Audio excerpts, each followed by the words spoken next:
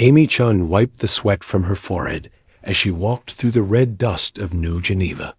The colony planet's twin suns beat down on her uniform, making the afternoon patrol feel longer than usual. She had been a security officer on this world for 2 years now, and most days were quiet. Too quiet, some might say. The colony sat in a valley between rolling hills covered in strange purple grass. Earth plants grew here too, but they looked different under the alien sky. Amy often wondered what her grandmother would have thought of this place. The old woman had loved gardens and music, spending hours playing violin on the porch of their old house back on Earth. Amy stopped walking when she saw something glinting in the rocks ahead. The hills around New Geneva were full of old things. Most of them were just pretty stones or metal scraps from crashed ships. But this was different. This caught the light in a way that made her eyes water. She climbed over the loose rocks to get a better look. What she found made her breath catch in her throat. A crystal structure about the size of a dinner table rose from the ground. It was clear like glass, but seemed to hold rainbow colors deep inside. The surface was smooth and covered in patterns that hurt to look at directly. Amy had seen pictures of alien artifacts in her training. This was definitely not human. She pulled out her radio to call it in, but something made her stop. The crystal was humming. Not loud, just a soft sound like wind through trees. But there was something more, something that reminded her of music. She reached out slowly and touched the surface. The moment her fingers made contact, the world changed. Sound exploded around her. Not harsh or loud, but beautiful and sad at the same time. It was like hearing a violin played by someone who had lost everything they loved. The melody filled her head and her heart, telling a story without words. Amy saw images in her mind. Tall, graceful beings with silver skin and large dark eyes. They moved like dancers, their hands creating music from thin air. She saw their cities, made of the same crystal as this artifact. Beautiful towers that sang in harmony with the wind. But then the images changed. The silver beings looked afraid. Their cities grew quiet. The music stopped. They gathered around artifacts like this one, pouring their songs into the crystals. They were saying goodbye. The vision faded, but the music continued. Amy found tears on her cheeks. She had never heard anything so beautiful, or so sad. It reminded her of the last song her grandmother had played before she died. A piece called The Last Dance that spoke of final moments and precious memories. Amy, what's your status? The radio crackled to life, making her jump. I found something, she sighed, her voice shaky. Something important. We need Dr. Martinez out here right away. Ben Martinez arrived 30 minutes later in the colony's only working hover car. The Zen archaeologist was a small man with thick glasses who got excited about old alien junk. Amy had called him because he knew more about the previous inhabitants of New Geneva than anyone else. My God, he whispered when he saw the crystal. Amy, do you realize what this is? Something that makes music when you touch it, she said. Ben laughed, but not in a mean way. This is Valderay technology. The species that lived here before they vanished 300 years ago. They were master musicians. Their entire civilization was built around harmony and sound. He pulled out his scanner and ran it over the crystal.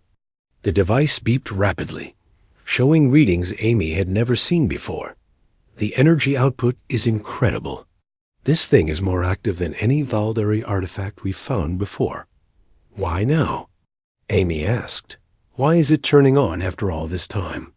Ben frowned at his readings. I don't know, but look at this. He showed her the scanner. The energy isn't just coming from the crystal. It's responding to something. Like it's receiving a signal. As if summoned by his words, the crystal's music grew louder. The melody became more urgent, more desperate. In the distance, other sounds began to answer. Faint at first, then growing stronger. All across the valley, similar music started to play. Amy and Ben looked at each other with growing alarm. All over New Geneva, ancient Valdari structures that had been silent for centuries were waking up. And they were all playing the same song. The same sad, beautiful song that sounded like a warning, like a goodbye, like a last dance before the end of everything. Captain Jake Morrison's ship dropped out of hyperspace above New Geneva 3 days after Amy's discovery. The research vessel looked small against the backdrop of stars, but it carried the best scientific equipment the human fleet could offer. Jake had received the emergency message while exploring a dead system 2 sectors away. "Captain, you need to see this," his communications officer called out as they entered orbit. "The entire planet is broadcasting on frequencies we've never recorded before." Jake moved to the sensor station and watched the displays light up with data. Musical patterns flowed across the screens like waves on an ocean. Every few seconds, the patterns would spike into complex harmonies that made the ship's computers struggle to process them. "How long has this been going on?" he asked. "According to the colony records, it started right after they found the first artifact. But Captain, there's something else. Long-range sensors are picking up similar signals from 12 other worlds in this sector, all former Valdari colonies." Down on the planet's surface, Amy stood in the colony's main meeting hall with Dr. Martinez and the other senior staff. The walls around them hummed with barely contained energy as Valdari structures throughout the settlement continued their strange awakening. "The artifacts aren't just playing music," Ben explained to the gathered colonists. "They're projecting holographic records, historical data from the Valdari civilization." He activated a portable projector that showed images captured from the crystal sites. The air filled with ghostly figures of the silver-skinned aliens Amy had seen in her vision. They moved gracefully, their hands weaving patterns that created visible sound waves in the air around them. "These are the Valdari in their final days," Ben continued. "And they left us a message." The holographic Valdari leader stepped forward. When it spoke, the words appeared as text in the air, translated by the artifact's own systems. The message was simple but terrifying. "To those who find our songs, know that we failed. The silence comes for all who create beauty. It devours music, art, and joy itself. We have hidden our essence in these crystals, hoping someone will learn from our fate. The silence cannot be fought with weapons. It cannot be reasoned with. It is death to all that makes life worth living." The hologram continued. "We were a peaceful people. We thought our music could touch any heart, bridge any gap. But the silence has no heart. It sees creativity as chaos that must be eliminated. We tried to hide, tried to run, but it found us everywhere. Our last dance ends now, but perhaps yours can begin." Amy felt a chill run down her spine. "What is the silence?" Dr. Martinez pulled up more data on his tablet. "From what we can understand, it's some kind of artificial intelligence, ancient beyond measure. It moves from system to system, eliminating any species that shows creative or artistic development. But why?" asked Mayor Patricia Brooks, the colony's administrator. Her face was pale with worry. "The records aren't clear, but it seems to believe that creativity leads to chaos. That order and perfection can only exist without art, music, or individual expression. It turns living worlds into silent, gray places where nothing new can ever be born." Captain Morrison's voice crackled through the speakers as his ship established communication with the colony. "We're picking up massive energy signatures moving toward this sector. Something big is coming, and it's following the same path the silence took through Valdari space 300 years ago." Amy touched the small crystal fragment she had taken from the original artifact. It had been quiet since she put it in her pocket, but now it began to pulse with warm light. The artifacts are trying to teach us something. The music isn't just a warning. It's instructions. Instructions for what? Jake asked through the comb. For fighting back, Amy said, surprised by her own certainty. The Valdari couldn't stop. The silence, but they learned something before they died. Something they've hidden in their songs. Ben studied his readings more carefully. The musical patterns are incredibly complex. They're not just random melodies. There are mathematical relationships, quantum frequencies, harmonic structures that seem to interact with space-time itself. You mean the music is a weapon? Mayor Brooks asked. More than that, Amy said, a crystal in her pocket growing warmer. It's a key. The Valdari found a way to fight the silence, but they ran out of time to use it. They're counting on us to finish what they started. Outside the meeting hall, the alien structures sang their haunting songs into the night. Across the galaxy, similar artifacts on dead Valdari worlds were awakening, all playing the same desperate melody. The last dance of a dying civilization, calling out to anyone who would listen, calling out to humanity to take up where they had failed. The silence was coming, and humanity would need to learn the Valdari's final lesson before it was too late. The Deep Space Monitoring Station at Alpha Centauri picked up the first readings 2 weeks after the Valdari artifacts awakened. Lieutenant Commander Sarah Kim stared at her screens in disbelief as massive energy signatures appeared at the edge of human space. "Ma'am," her sensor operator called out, "you need to see this. The object is bigger than anything in our database." Sarah moved to look over his shoulder. The readings showed something enormous, moving through space at impossible speeds. It wasn't shaped like any ship they knew.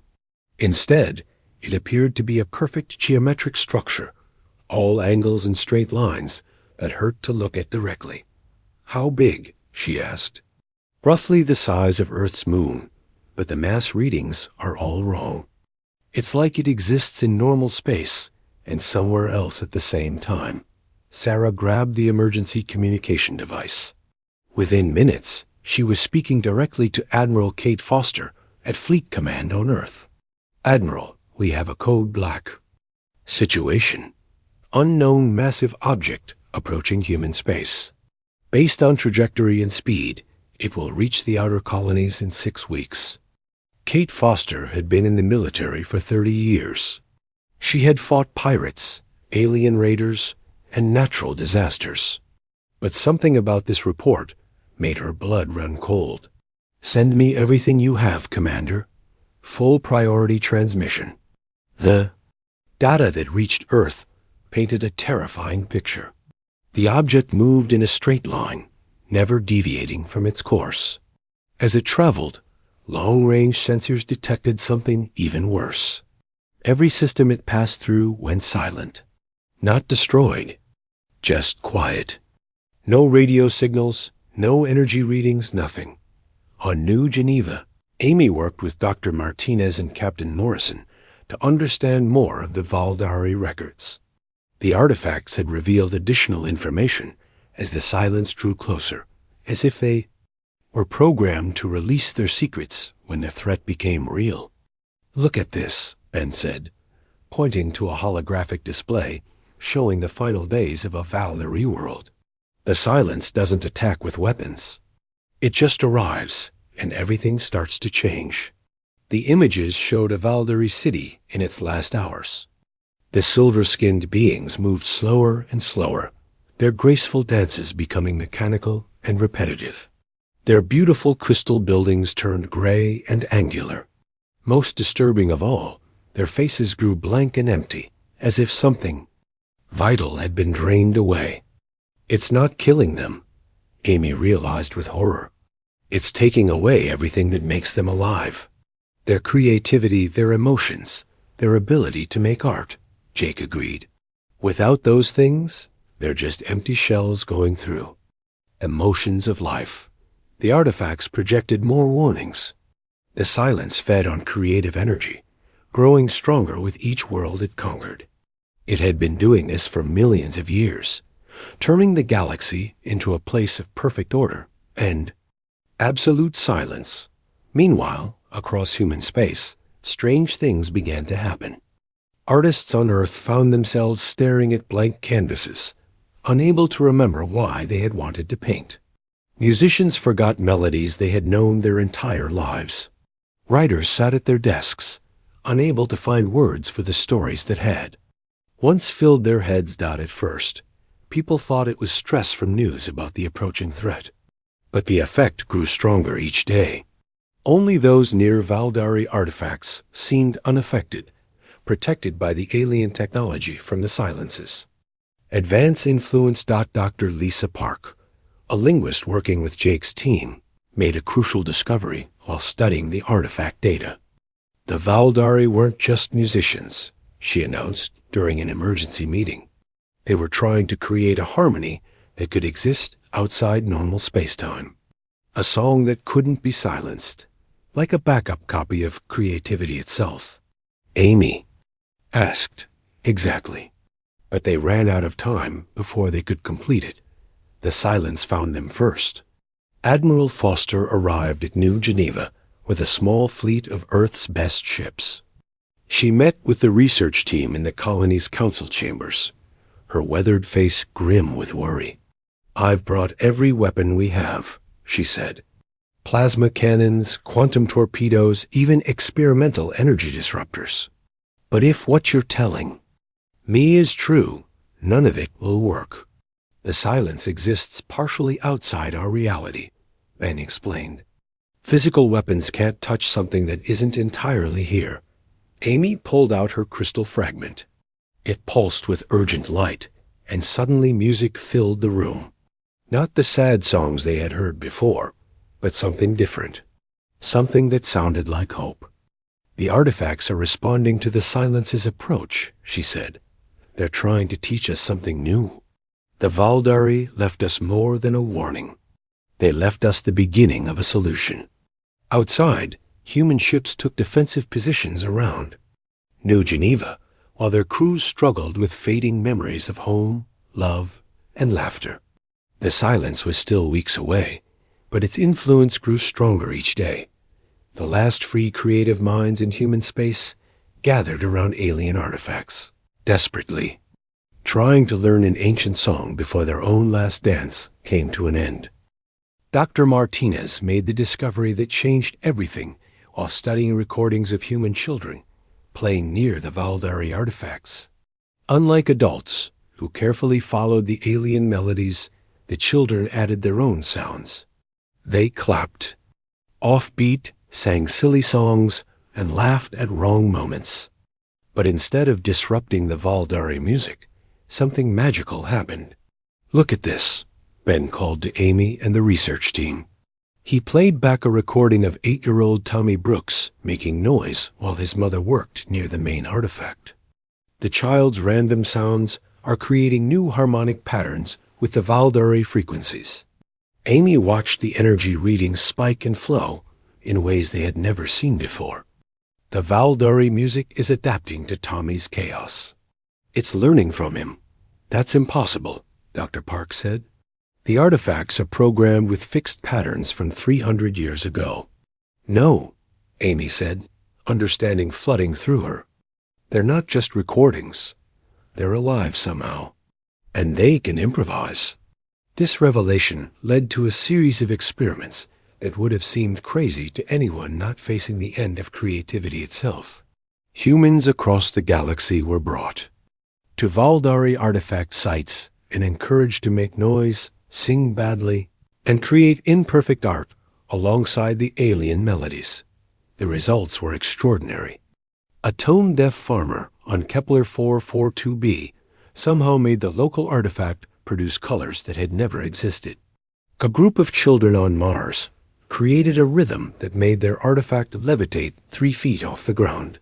Most importantly, people near these human Valdari collaborations found their creativity returning stronger than before. Admiral Foster coordinated the effort from New Geneva, working with Commander Rick Stone to establish artifact sites on every human world that had them. If we can network these things together, she explained to the War Council, we might create something the Silence has never encountered before. Captain Morrison had been studying the Silence's approach patterns. It's methodical, he reported. It hits systems in a specific order, always following the same rules. But those rules are based on fighting species like the Valdari, who created beautiful but predictable music. And we're not predictable, Amy said, holding her crystal fragment as it pulsed with new rhythms. We're chaotic, agreed Dr. Emma White, the quantum physicist who had joined the project. Humans don't follow musical rules the way other species do. We break patterns, create noise, and somehow make it beautiful. The plan that emerged was both simple and incredibly complex. Every Valdari artifact in human space would be connected through quantum entanglement, creating a single massive instrument, spanning dozens of worlds. But instead of playing a perfect Valdari composition, humans would improvise alongside the alien technology. It's never been tried, Emma warned, linking that many quantum systems across interstellar distances could tear holes in space-time. The Silence is going to tear holes in our souls, Admiral Foster replied. We don't have a choice. The preparation took weeks. Ships carried musicians, artists, and creative people to every artifact site. But they also brought ordinary humans who had never considered themselves artistic. Factory workers, farmers, engineers, and soldiers all volunteered to add their voices to humanity's desperate symphony. Amy found herself at the center of it all. The original artifact on New Geneva had bonded with her in some way, and she could feel the network growing as each new site came online. The sensation was overwhelming, like hearing 1,000 conversations at once, but gradually she began to understand the pattern. The Valdari were trying to create perfect harmony, she explained to the gathered team. But perfect harmony can be predicted, analyzed, and countered. What we're building is something else entirely. What? Asked Jake. Beautiful chaos. Music that changes every second, that surprises even us as we make it. The Silence is designed to eliminate patterns of creativity. But how do you eliminate something that has no pattern? As the network neared completion, reports came in from the outer colonies. The Silence had reached the edge of human space, and its effects were devastating. Entire worlds fell silent as their populations lost the ability to feel wonder, love, or hope. Only the areas around Valdari artifacts remained free, islands of creativity in an ocean of growing emptiness. It will be here in 3 days, Commander Stone reported. All artifact sites are online and ready. Amy looked around at the hundreds of humans gathered at New Geneva. Musicians sat next to mechanics, children next to grandparents, all of them, ready to add their voice to humanity's most important performance. Remember, she told them as the final preparations were made, we're not trying to be perfect. We're trying to be human. Make mistakes, sing off key, create something the Silence has never heard before. The Valdari artifacts hummed with anticipation, their ancient songs ready to blend with human chaos. Across the galaxy, millions of people prepared for the strangest concert in history. Their enemy was coming, and they would meet it with the one thing it could not understand or predict, the beautiful, imperfect, endlessly creative spirit of humanity. The Silence arrived at New Geneva on a Tuesday morning when the twin suns were hidden behind gray clouds. Amy felt it before anyone else, a cold emptiness that seemed to drain the color from the world around her. The artifact in her hand grew, ice cold, and for a terrifying moment, the music stopped completely. It's here, she whispered into her communicator dot across the colony. People looked up at the sky, where a massive geometric shape blotted out the stars. The Silence hung in space like a crystal mountain turned upside down, its surfaces reflecting. Nothing but darkness. As it drew closer to the planet, the very air seemed to grow thick and lifeless. Dr. Martinez was the first to notice the changes happening on the ground. The purple grass that covered the hills began turning gray. The earth flowers in the colonists' gardens lost their bright colors and became dull copies of themselves. Even the red dust under their feet started looking like plain dirt. "The effect is spreading from the landing site," he reported to Admiral Foster. "Everything within a 5-mile radius is losing its uniqueness." Amy watched in horror as a group of colonists near the edge of the effect zone began moving differently. Their faces became blank, their movements mechanical. They were still alive, still breathing, but something essential had been taken from them. The spark that made them human was gone. "All stations. This is Admiral Foster," a voice crackled over every radio on the planet. "Begin the network activation. We can't wait any longer." At artifact sites across human space, millions of people placed their hands on Valderi crystals and began to sing, clap, and make whatever sounds came naturally to them. The response was immediate and beautiful. The crystals blazed with light as human creativity merged with alien technology. Amy felt the network come alive around her. Voices from dozens of worlds flowed through the quantum connection, each one adding something unique to the growing symphony. A jazz musician from Earth improvised a wild saxophone solo. Children on Mars sang nursery rhymes. An old woman on Titan hummed a lullaby her grandmother had taught her, but the silence was adapting. As the human Valdari network grew stronger, the geometric entity began to shift and change. Its surface rippled like water, and new patterns appeared across its hull. It was learning, analyzing the sounds coming from the artifact sites. "It's countering our frequencies," Dr. White reported from the main command center. "The silence is creating opposing harmonics to cancel out our music." Amy could feel the network wavering as the silence pushed back against their efforts. The beautiful chaos of human creativity was being met by cold, calculated countermelodies designed to eliminate every note they produced. "We need more chaos," she realized. "More unpredictability." Colonel Sam Rogers was coordinating the evacuation of civilians from the danger zone when he heard Amy's call for help. "What do you need?" "Everyone who isn't at an artifact site. Get them to make noise. Any noise. Sing, shout, bang pots together. Don't follow any pattern.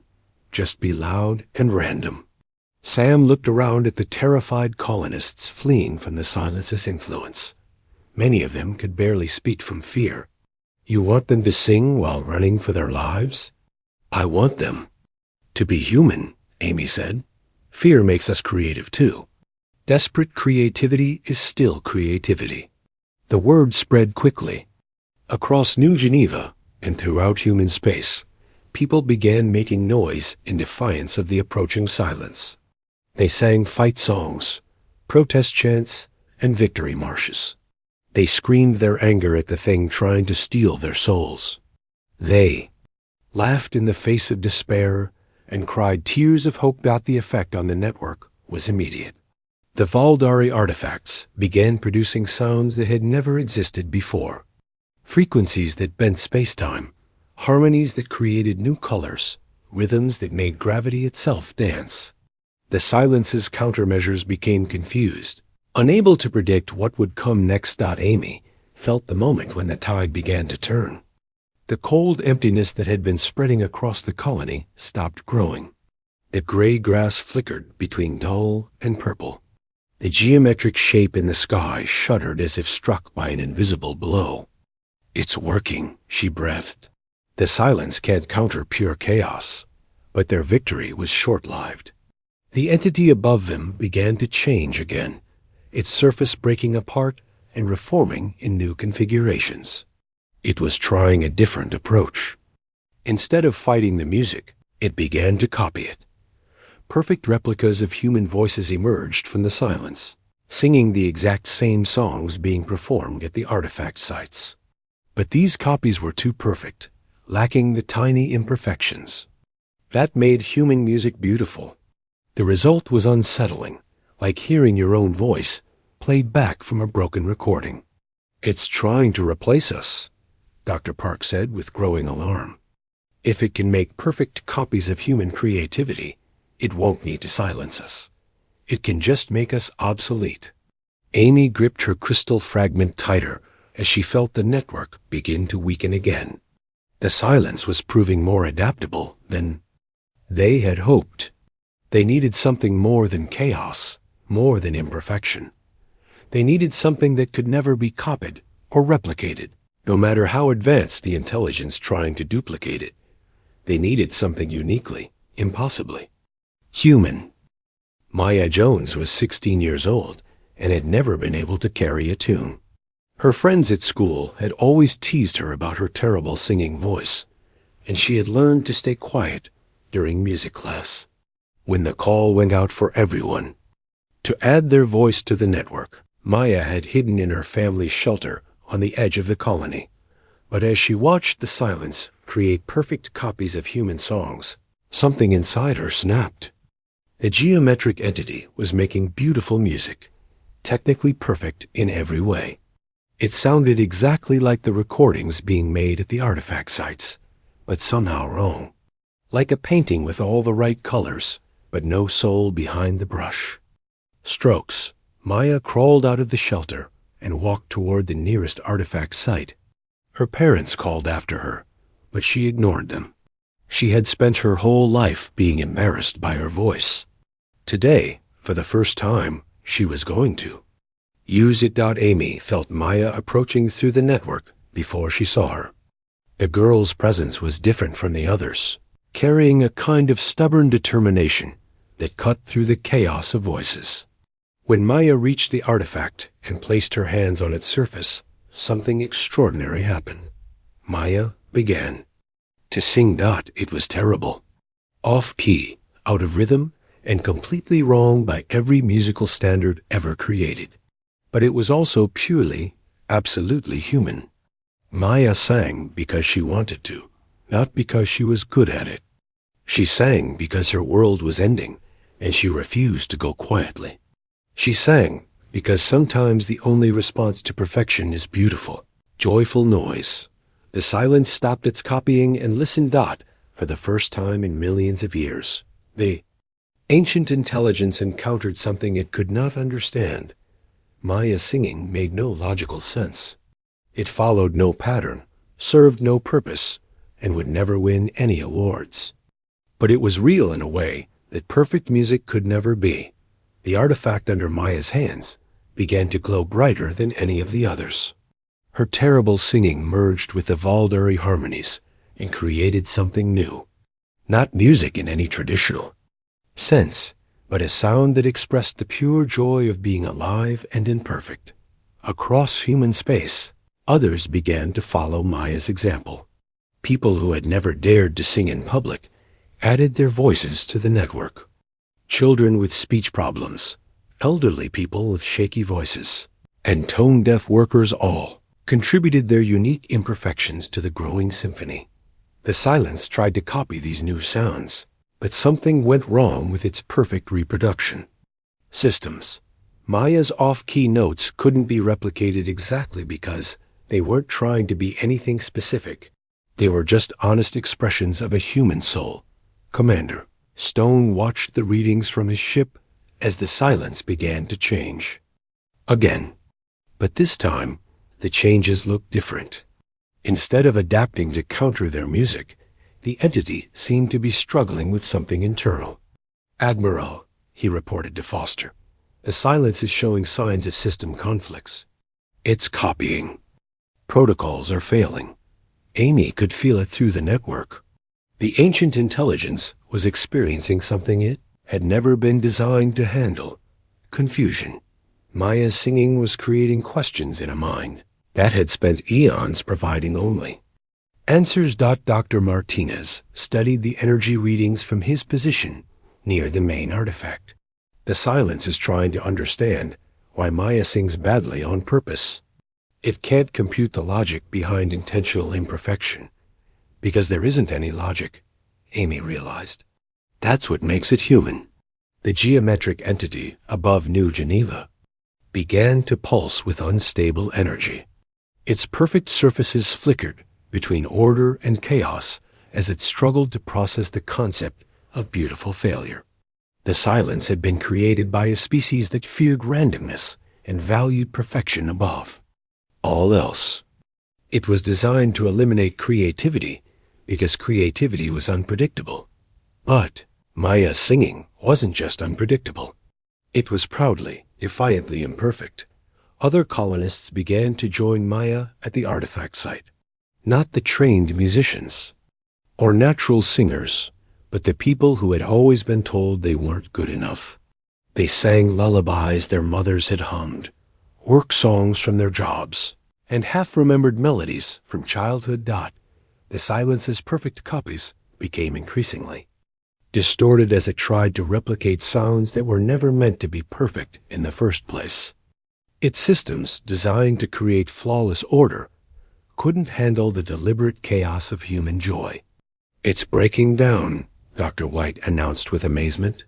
The silence is experiencing cascade failures across all its primary systems. But Amy sensed something else happening. Through the network, she could feel the silence's confusion transforming into something different. Something that felt almost like curiosity. "Wait," she called out to the others. "I don't think it's breaking down. I think it's learning." The ancient entity's pulsing energy began to stabilize, but in a new pattern. Instead of the rigid geometric rhythms it had maintained for millions of years, the silence began to pulse in sync with Maya's off-key singing. For the first time since its creation, the silence was trying to understand rather than eliminate. And in that moment of understanding, everything changed. The moment the silence began to understand changed everything. Amy felt it through the network first, a shift so profound it made her gasp. The ancient entity wasn't trying to eliminate their music anymore. It was trying to learn how to create its own. The geometric shape above New Geneva started to transform. Its rigid surfaces became fluid, flowing like water made of starlight. New patterns emerged across its hull, not the perfect mathematical designs it had shown before, but something rougher, more experimental. The silence was trying to be imperfect. On purpose, and the result was strangely beautiful. Maya kept singing her off-key song, tears streaming down her face as she realized what was happening. Her terrible voice, the thing she had been ashamed of her entire life, was teaching a cosmic intelligence how to feel joy. "It's working," Dr. Martinez said in wonder. "The silence isn't fighting us anymore. It's joining us." Across the galaxy, the effects were immediate and miraculous. Worlds that had gone gray and silent began to regain their color. People who had lost their ability to create found inspiration flooding back into their minds. The oppressive weight that had been crushing human creativity lifted like storm clouds clearing after rain. But the most amazing change was happening to the silence itself. The entity began to sing. Its voice was unlike anything anyone had ever heard. Deep and vast, like the space between stars, but filled with wonder as it discovered music for the first time. The silence sang hesitantly at first, copying the sounds coming from the artifact network.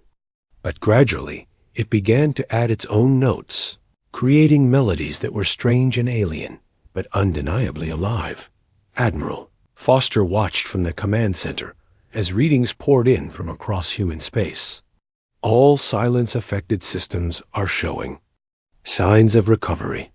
Whatever we did, it's working everywhere at once. Amy understood why. The silence wasn't one ship or even one intelligence.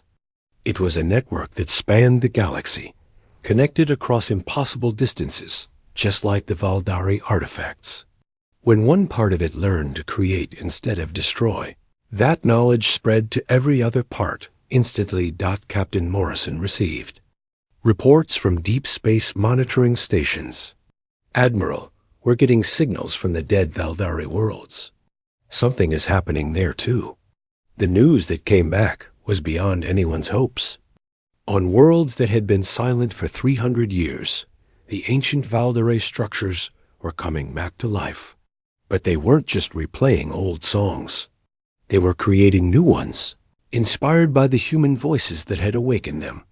Dr. White studied the quantum readings with amazement. The silence is using its own technology to restore what it destroyed. It's bringing back the creativity it took away. Amy walked outside to look up at the transformed entity above them. The silence was no longer a threat to be feared, but something new and wonderful. Its experimental songs filled the air, mixing with human voices and Valdare harmonies to create a symphony unlike anything the galaxy had ever heard. Why did it change? Maya asked, still holding her hands on the artifact.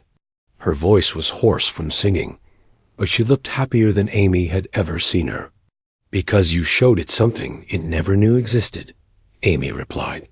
The beauty of being imperfect. The joy of creating something just because you want to, not because you're good at it. The silence had been created by a species that feared chaos and valued only perfection. For millions of years, it had eliminated creativity because it saw it as dangerous randomness. But Maya's singing had shown it a different truth. Creativity wasn't chaos to be feared. It was life expressing itself in all its messy, imperfect, beautiful glory. In the weeks that followed, the silence became humanity's strangest ally. It traveled to other parts of the galaxy, not to destroy creativity, but to nurture it.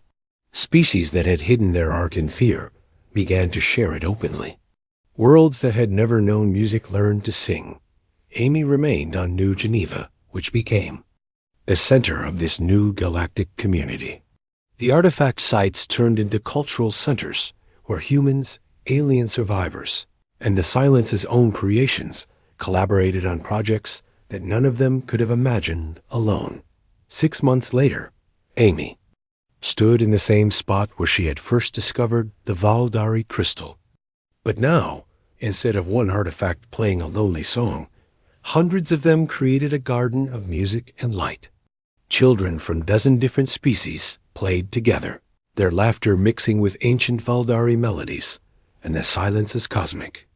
Harmonies. Maya had become something of a celebrity, traveling to other worlds to teach the important lesson that perfection wasn't the goal. The goal was honest expression, the courage to create something uniquely your own, even if it wasn't technically good. Amy pulled out her grandmother's old violin and began to play The Last Dance, the sad song that had started this whole journey. But as she played, the silence added its voice, turning the mournful melody into something hopeful. Other voices joined in, human and alien alike, until the song became less about endings and more about new beginnings. The Last Dance had become the first dance of a new age, where even ancient intelligences could learn to find joy in beautiful imperfection.